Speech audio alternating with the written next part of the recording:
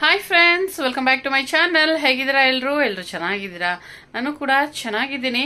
ಹಾಗೆ ಇವತ್ತು ಬಂದು ಗುರುವಾರ ಸಾಯಂಕಾಲ 7:15 ಆಗ್ತಾ ಇದೆ. ಇವಾಗ ನಾನು ವ್ಲಾಗ್ನ ಸ್ಟಾರ್ಟ್ ಮಾಡ್ತಾ ಇದ್ದೀನಿ. ಹಾಗೆ ಇವತ್ತು ಊಟಕ್ಕೆ ಅಂತಂದ್ರೆ ನೈಟ್ ಊಟಕ್ಕೆ ಚಪಾತಿ ಮತ್ತೆ ಎಗ್ ಕರಿ ಮಾಡೋಣ ಅಂತ ಅಂದ್ಬಿಟ್ಟು ಅನ್ಕೊಂಡಿದ್ದೀನಿ. ಹಾಗೆ ಆದ್ರೆ ರೆಸಿಪಿನೂ ಕೂಡ ತೋರಿಸ್ತೀನಿ ನಾನು ನಿಮ್ಗೆ. ಸಿಂಪಲ್ ಆಗಿ ಮೊಟ್ಟೆ ಬೇಯಿಸಿ ಅದಾದ್ಮೇಲೆ ಕರಿನ ಮಾಡೋದು ಚೆನ್ನಾಗಿರುತ್ತೆ ಚಪಾತಿಗೆಲ್ಲ. ಸೊ ಅದನ್ನ ಮಾಡ್ತಾ ಇದ್ದೀನಿ ಇವತ್ತು. ಹಾಗೆ ನಾಳೆ ಶುಕ್ರವಾರ ಅಲ್ವಾ, ಪೂಜೆ ಐಟಮ್ ಎಲ್ಲ ತೆಗೆದು ತೊಳಿಬೇಕು. ಆದ್ರೆ ಇವತ್ತು ತೊಳಿತೀನಿ, ಇಲ್ಲಾಂದ್ರೆ ತೆಗ್ದಿಟ್ಬಿಟ್ಟು ಬೆಳಿಗ್ಗೆ ತೊಳಿತೀನಿ. ಹಾಗೆ ಸ್ವಲ್ಪ ಬಟ್ಟೆಗಳಿದೆ ಮಡ್ಚೋದು. ಈ ಬಟ್ಟೆಗಳ ಕೆಲಸ ಅಂತೂ ಮುಗಿಯೋದೇ ಇಲ್ಲ ಅಲ್ವಾ, ಅದು ಬಟ್ಟೆಗಳಿದೆ, ಅದನ್ನು ಕೂಡ ಮಡ್ಚಬೇಕು. ಹಾಗೆ ತೋರಿಸ್ತೀನಿ ಬನ್ನಿ. ಸಣ್ಣದಾಗಿ ಒಂದು ಶಾಪಿಂಗ್ ಮಾಡ್ಕೊಂಡು ಬಂದಿದ್ದೀನಿ. ದೊಡ್ಡದಾಗಲ್ಲ, ಸಣ್ಣದಾಗಿ ಸ್ಟಿಕ್ಕರು ಅದು ಇದು ಅಷ್ಟೇನೆ. ಹಾಗೆ ಯಾರಾದ್ರೂ ಹೊಸದಾಗಿ ನನ್ನ ಚಾನಲ್ ನೋಡ್ತಾ ಇದ್ರೆ ಪ್ಲೀಸ್ ನನ್ನ ಚಾನಲ್ನ ಸಬ್ಸ್ಕ್ರೈಬ್ ಮಾಡಿ. ಹಾಗೆ ಬನ್ನಿ, ಇವಾಗ ಅಡಿಗೆ ಮನೆಗೆ ಹೋಗಿ ನಾನು ಚಪಾತಿ ಹಿಟ್ಟೆಲ್ಲ ಕಲಿಸ್ಬೇಕು, ಗೋಧಿ ಹಿಟ್ಟು ಕಲಿಸ್ಬೇಕು. ಅದಾದ್ಮೇಲೆ ಮೊಟ್ಟೆ ಕರಿನ ಮಾಡಬೇಕು. ಮೊಟ್ಟೆನೇ ಬೇಯಕ್ಕೆ ಇಟ್ಟಿದ್ದೀನಿ, ಅದನ್ನು ಕೂಡ ತೋರಿಸ್ತೀನಿ. ಹಾಗೆ ಇದಕ್ಕೆ ಮುಂಚೆ ಒಂದೆರಡು ಕ್ಲಿಪ್ಪಿಂಗ್ ಮಾಡ್ಕೊಂಡಿದ್ದೆ, ಅದನ್ನು ಇದೇ ವಿಡಿಯೋದಲ್ಲಿ ಆ್ಯಡ್ ಮಾಡ್ತೀನಿ. ಹಾಗೆ ವಿಡಿಯೋನ ಪೂರ್ತಿಯಾಗಿ ನೋಡಿ. ಹಾಗೆ ವಿಡಿಯೋ ಇಷ್ಟ ಆದರೆ ಪ್ಲೀಸ್ ಒಂದು ಲೈಕ್ನ ಮಾಡಿ. ನೋಡಿ ಫ್ರೆಂಡ್ಸ್, ಇವಾಗ ಸುಮ್ಮನೆ ಒಂದ್ಸರಿ ಅಂಗಡಿಗೆ ಹೋದ್ರೆ ಎಷ್ಟು ಖರ್ಚಾಗುತ್ತೆ ಗೊತ್ತಾ? ಹಾಗೆ ನೋಡಿ, ನಾನಿಲ್ಲಿ ಈ ಥರ ಸ್ಟಿಕ್ಕರ್ ಖಾಲಿ ಆಗಿಬಿಟ್ಟಿತ್ತು. ಖಾಲಿಯಾಗಿ ತರಬೇಕಂತ ಇಲ್ಲ ಅಂದ್ರೂ ಒಂದು 15 ದಿವಸದಿಂದ ಅನ್ಕೊತಾ ಇದ್ದೆ. ಸೊ ನಾನು ಯಾವಾಗಲೂ ಅಷ್ಟೇ ಈ ಥರ ಜಾಸ್ತಿ ತಂದು ಇಟ್ಕೊಂಡ್ಬಿಡ್ತೀನಿ. ನೋಡಿ, ಇಲ್ಲಿ 10 ಪ್ಯಾಕ್ ತೊಗೊಂಡು ಬಂದಿದ್ದೀನಿ. ಒಂದಕ್ಕೆ 4 ರೂಪಾಯಿ. ಮುಂಚೆ ಎಲ್ಲ 10 ರೂಪಾಯಿಗೆ 3 ಕೊಡ್ತಿದ್ರು, ಬಟ್ ಇವಾಗ 4 ರೂಪಾಯಿ ಅಂತೆ ಒಂದು. 10 ಇದೆ ಇದು. ಹಾಗೆ ಇದು ಒಂದು ನಮ್ಮ ಮಕ್ಳು ಏನು ಗೊತ್ತಾ, ಎಲ್ಲಾರು ಹೋಗುವಾಗ ನೆನಪಾಗುತ್ತೆ ಅವ್ರಿಗೆ, ಈ ಕ್ಲಿಪ್ ಇಲ್ಲ ಆ ಕ್ಲಿಪ್ ಇಲ್ಲ ತಲೆ ಬಾಚ್ಕೊಳ್ಳುವಾಗ. ಸೊ ಹೋಗಿದ್ನಲ್ಲ ಅಂತ ಇದು ಒಂದು ತೊಗೊಂಡು ಬಂದೆ. ಹಾಗೆ ನೋಡಿ, ಇದು ಒಂದು. ಹಾಗೆ ಇದೆಲ್ಲ ಎಮರ್ಜೆನ್ಸಿಗೆ ಬೇಕಾಗತ್ತಲ್ವ. ನೋಡಿ, ಇದು ಬಳೆ ಶಾಪಲ್ಲೇ ತೊಗೊಂಡ್ರೆ ನಿಮಗೆ 5 ರೂಪಾಯಿಗೆ ಸಿಗುತ್ತೆ. ಈ ಚಿಕ್ಕದು ರೇಷನ್ ಅಂಗಡಿಗಳೆಲ್ಲ ಇರುತ್ತಲ್ಲ, ಅಲ್ಲೆಲ್ಲ ಈ ಬೆಳಿಗ್ಗೆ ಹೊತ್ತು ಎಮರ್ಜೆನ್ಸಿಗೆ ಏನಾರ ಬಂದು ತಗೋತಾರೆ ನೋಡಿ, ಅವಾಗೆಲ್ಲ ಅವರು 8 ರೂಪಾಯಿ 10 ರೂಪಾಯಿ ಹೇಳ್ತಾರೆ. ಸೊ ತಂದಿಟ್ಕೊಂಡ್ರೆ ಜಾಸ್ತಿ ಯೂಸ್ ಆಗುತ್ತೆ ಎಮರ್ಜೆನ್ಸಿಗೆ. ಬೆಳಿಗ್ಗೆ ಟೈಮು ಬಳೆ ಶಾಪೆಲ್ಲ ಬೇಗ ತೆಗಿಯಲ್ಲ ಅಲ್ವಾ, ಹಾಗಾಗಿ ನೋಡಿ ಇದಿಷ್ಟಕ್ಕೇನೆ 100 ರೂಪಾಯಿ ಆಯಿತು. ಸುಮ್ಮನೆ ಒಂದ್ಸರಿ ಅಂಗಡಿಗೆ ಹೋದರೆ 100 ರೂಪಾಯಿ 200 ರೂಪಾಯಿ ಖಾಲಿ ಆಗಿಬಿಡುತ್ತೆ. ನೋಡಿ, ಇದಿಷ್ಟೇ ತಂದಿರೋದು ನಾನು. ಇಷ್ಟಕ್ಕೆ ನೋಡಿ, ನಾನು ಇದಿಷ್ಟೇ ತಂದಿರೋದು, ಇಷ್ಟಕ್ಕೆ 100 ರೂಪಾಯಿ ಆಯಿತು. ಟ್ಯಾಪೆಟ್ ಸ್ಪಾನರ್ ಅಲ್ವಾ, ಸ್ಪೆಲ್ಲಿಂಗ್ ಹೇಳ್ಬಿಡು. TAPPAD ಟ್ಯಾಪೆಟ್ ಡಿ ಟ್ಯಾಪೆಟ್ ಅವರಲ್ಲಿ ಬರ್ದಿರೋದು ಹೇಳ್ತಾ ಇದೀನಿ. ಟ್ಯಾಪೆಟ್ ಸ್ಪಾನರ್ 17 mm.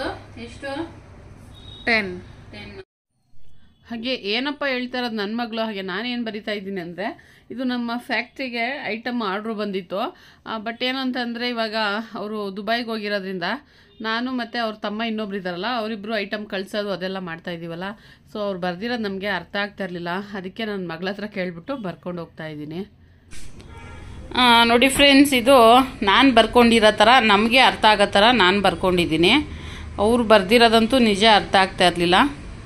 ಹಾಗೆ ಇದೆಲ್ಲ ಗ್ಯಾರೇಜ್ಗಳಿಗೆ ಯೂಸ್ ಆಗೋಂಥ ಐಟಮ್ಗಳು. ಸೊ ನನಗೆ ಅಷ್ಟು ನೀಟಾಗೆಲ್ಲ ಬರೆಯೋದಕ್ಕೆ ಬರೋದಿಲ್ಲ, ಹಾಗಾಗಿ ನನಗೆ ಬರೋ ಥರ ನಾನು ಬರ್ಕೊಂಡಿದ್ದೀನಿ.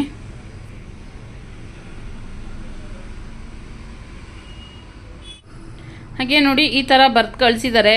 ಇಷ್ಟೊಂದು ಸ್ವಲ್ಪ ಅರ್ಥ ಆಗುತ್ತೆ, ಒಂದೊಂದು ಅರ್ಥನೇ ಆಗೋದಿಲ್ಲ.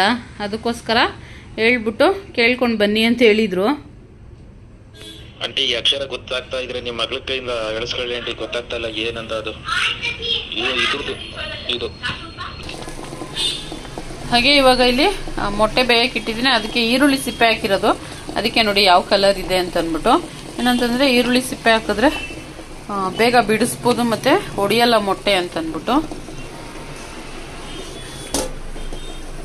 ಹಾಗೆ ಹಲಸಿನ ಹಣ್ಣು, ಇದರಲ್ಲಿ ಹಳ್ಳಿಗಳ ಕಡೆ ಮಾಡ್ತಾರಲ್ಲ ಚರ್ಪು ಅಂತ ಅಂದ್ಬಿಟ್ಟು, ಅದನ್ನ ಮಾಡ್ಬೇಕಂತೆ. ಇವಾಗ ಅದೊಂದು ಸ್ವಲ್ಪ ಮಾಡಿಬಿಟ್ಟು ಅದಾದ್ಮೇಲೆ ಅಡಿಗೆ ಕೆಲಸನ ಮಾಡ್ತೀನಿ. ಹಾಗೆ ಅದಕ್ಕೆ ಹಾಕೋದಕ್ಕೆ ಪುರಿ.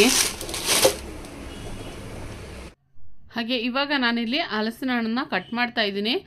ಚಿಕ್ಕ ಚಿಕ್ಕದಾಗಿ ಪೀಸ್ ಮಾಡಿ ಹಾಕೊಬೋದು. ಟೇಸ್ಟ್ ಮಾತ್ರ ತುಂಬ ಚೆನ್ನಾಗಿರುತ್ತೆ. ತುಂಬ ವರ್ಷ ಆಯಿತು ಒಂದು ಸರಿ ಏನೋ ಮಾಡಿದ್ದೆ, ಅದಾದಮೇಲೆ ಈಗ ಮಾಡ್ತಾಯಿದ್ದೀನಿ. ಹಾಗೆ ಸಂಜೆ ಅವರು ಊರಿಗೆ ಹೋಗಿದ್ರು, ಅಲ್ಲಿಂದ ತಂದಿದ್ದಿದ್ದು ಹಲಸಿನ ಹಣ್ಣು. ತುಮಕೂರು ಹತ್ರ ಹೋಗಿದ್ರು. ಹಾಗೆ ಬಾಳೆಹಣ್ಣು ಸ್ವಲ್ಪ ಹಾಕಿದೆ, ಹಾಗೆ ಬೆಲ್ಲ ಕೂಡ ಹಾಕ್ತಾಯಿದ್ದೀನಿ ಇವಾಗ. ಹಾಗೆ ಚಿಕ್ಕ ವಯಸ್ಸಲ್ಲೆಲ್ಲ ನಾವು ಹಳ್ಳಿಗೆ ಹೋಗುವಾಗೆಲ್ಲ ಇದನ್ನು ತುಂಬ ತಿಂದಿದ್ದೀವಿ.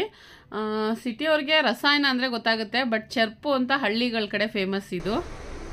ಫ್ರೆಂಡ್ಸ್, ಇವಾಗ ತುರಿದಿರೋ ಕಾಯಿನ ಹಾಕಿದ್ರೆ ಚರ್ಪು ರೆಡಿ. ಬೇಕಾದರೆ ಏಲಕ್ಕಿನ ಹಾಕೋಬೋದು, ಇಲ್ಲ ಅಂತಂದರೆ ಸೊ ಹಂಗೆ ತಿನ್ಬೋದು. ಕೈಯಲ್ಲೇ ಮಿಕ್ಸ್ ಮಾಡ್ತೀನಿ. ಹಾಗೆ ಸಿಟಿ ಕಡೆ ಇದೆಲ್ಲ ಅಷ್ಟೊಂದು ಗೊತ್ತಿರಲ್ಲ. ಹಳ್ಳಿಗಳ ಕಡೆ ಇದ್ದವ್ರಿಗಾದರೆ ಇದು ತುಂಬ ಚೆನ್ನಾಗಿ ಗೊತ್ತಿರುತ್ತೆ. ಹಾಗೆ ದೇವ್ರ ಕಾರ್ಯಗಳಲ್ಲಾಗಿರ್ಬೋದು, ಮತ್ತು ಬೇರೆ ಬೇರೆ ಕಾರ್ಯಗಳಲ್ಲಿ ಕೂಡ ಇದನ್ನು ಮಾಡ್ತಾರೆ ನೋಡಿ. ಹಾಗೆ ಸ್ವಲ್ಪ ಬೆಲ್ಲ ಕರಗಿ ಅದಕ್ಕೆ ಎಲ್ಲ ಸಿಹಿ ಹೊಂದ್ಕೊಂಡ್ಮೇಲೆ ಟೇಸ್ಟ್ ಅಂತೂ ಇನ್ನೂ ಚೆನ್ನಾಗಿರುತ್ತೆ. ಈಗ ಒಂದು ಸ್ವಲ್ಪ ಹೊತ್ತು ಇದನ್ನು ನೆನೆಯೋದಕ್ಕೆ ಬಿಡೋಣ. ಸೊ ಬೇಕಂದರೆ ಇನ್ನೂ ಕಾಯಿ ತುರಿ ಹಾಕೊಬೋದು. ಹಣ್ಣುಗಳೆಲ್ಲ ಎಷ್ಟು ಬೇಕೋ ಅಷ್ಟು ನಾವು ಹಾಕೊಬೋದು.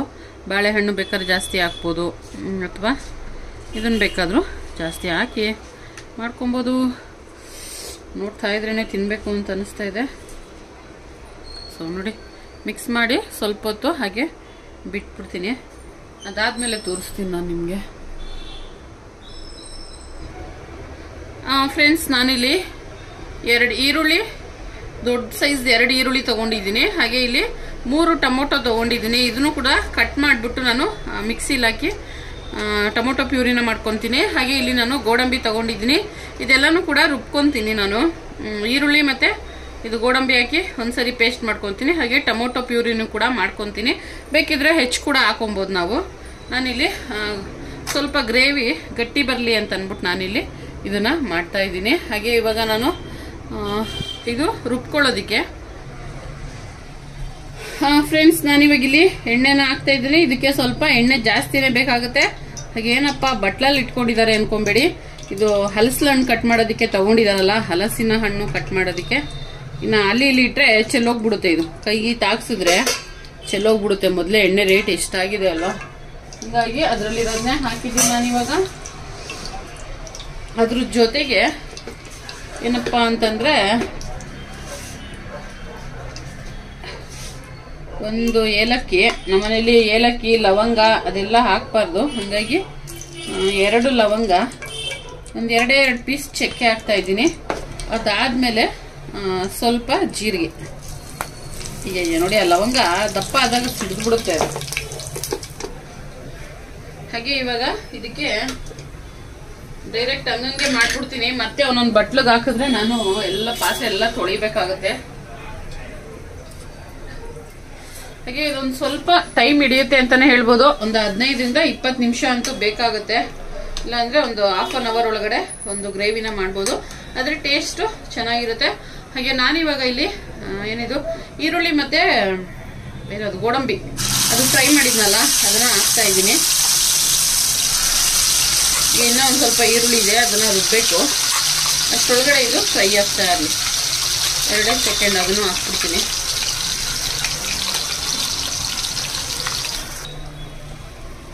ಹಾಗೆ ಮತ್ತೆ ರುಬ್ಬಿರೋದನ್ನು ಕೂಡ ನಾನಿಲ್ಲಿ ಸೇರಿಸ್ಕೊತಾ ಇದ್ದೀನಿ. ಹಾಗೆ ಗೋಡಂಬಿ ಬೇಡ ಅಂತಂದ್ರೆ ನಾವು ಇಲ್ಲಿ ಇದ್ರ ಬದಲು ಕಾಯಿನ ಸೇರಿಸ್ಕೊಬೋದು.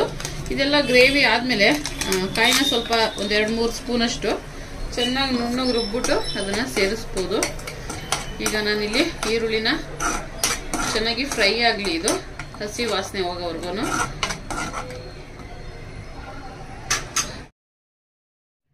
ಹಾಗೆ ನಾನಿಲ್ಲಿ ಖಾರಕ್ಕೆ ಹಸಿಮೆಣಸಿನಕಾಯಿ ಮತ್ತು ಹಚ್ಕಾರದ ಪುಡಿ 2 ಯೂಸ್ ಮಾಡೋದ್ರಿಂದ ಖಾರನ ನೋಡ್ಕೊಂಡು ಹಾಕೊಳ್ಳಿ. ನಾನಿಲ್ಲೊಂದು 4 ಮೆಣಸಿನಕಾಯಿ ಹಾಕಿದ್ದೀನಿ. ಹಾಗೆ ಇವಾಗ ಸ್ವಲ್ಪ ಶುಂಠಿ ಬೆಳ್ಳುಳ್ಳಿ ಪೇಸ್ಟ್ ಹಾಕ್ತಾ ಇದ್ದೀನಿ. ನೋಡಿ, ಶುಂಠಿ ಬೆಳ್ಳುಳ್ಳಿ ಪೇಸ್ಟ್ ಕೂಡ ನಾನೀಗ ಇಲ್ಲಿ ಫ್ರೈ ಮಾಡ್ತಾ ಇದ್ದೀನಿ.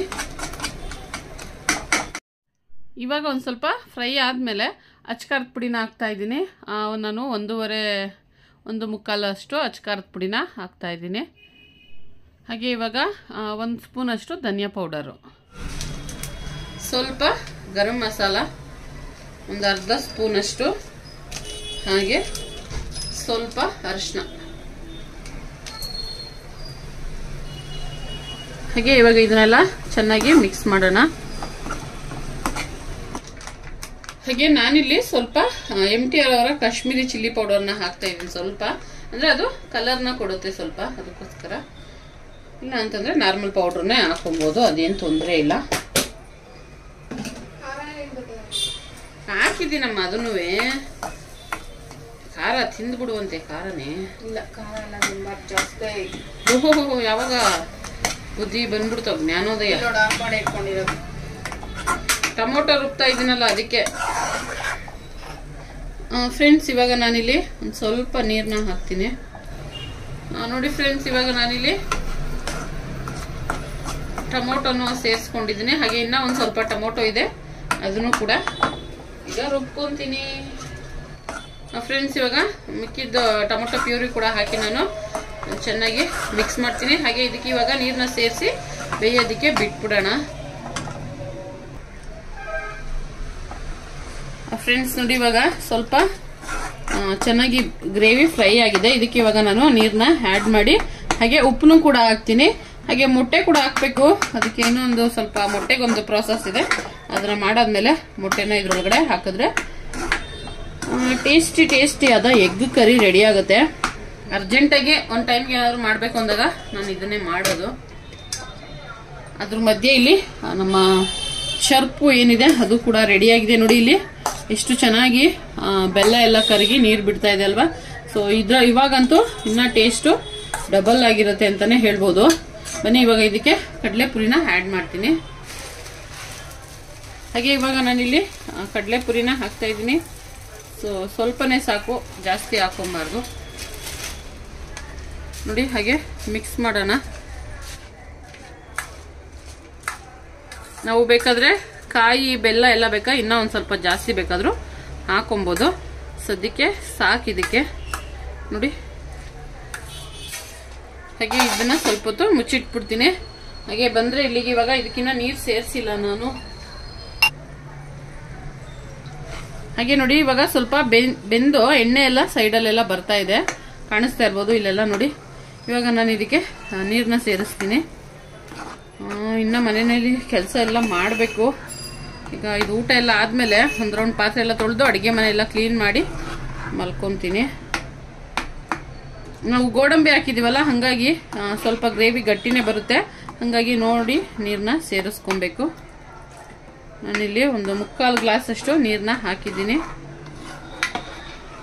ನೋಡಿ ಇನ್ನೂ ಗಟ್ಟಿಗಿದೆ, ಇನ್ನು ಬೇಯಬೇಕಲ್ವ ಇದು. ಬೆಂದ್ರೆ ಇನ್ನೂ ಗಟ್ಟಿಯಾಗ್ಬಿಡುತ್ತೆ. ಅದಕ್ಕೆ ಇನ್ನೂ ಒಂದು ಸ್ವಲ್ಪ ನೀರನ್ನ ನಾನು ಸೇರಿಸ್ತೀನಿ.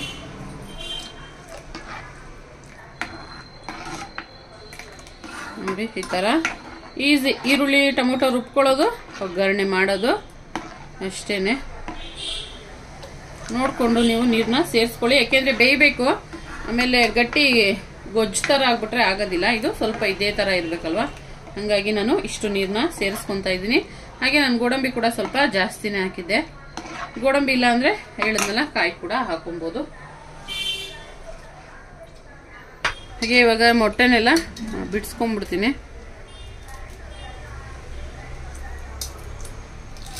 ನೋಡಿ ಈ ಥರ ಈಸಿಯಾಗಿ ಬರುತ್ತೆ ಈರುಳ್ಳಿ ಸಿಪ್ಪೆನ ಹಾಕೋದ್ರಿಂದ. ಸೊ ಅದಕ್ಕೆ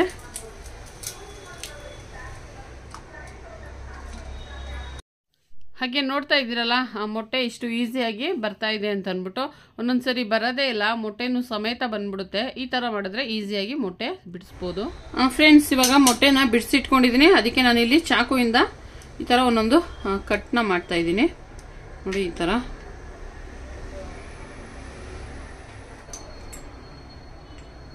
ಫ್ರೆಂಡ್ಸ್, ಇವಾಗ ನಾನಿಲ್ಲಿ ಉಪ್ಪನ್ನ ಸೇರಿಸ್ತಾ ಇದ್ದೀನಿ. ಉಪ್ಪು ಸೇರಿಸೇ ಇಲ್ಲ, ಮರ್ತ್ಬಿಟ್ಟು ಮುಚ್ಚಿಟ್ಬಿಟ್ಟಿದ್ದೀನಿ.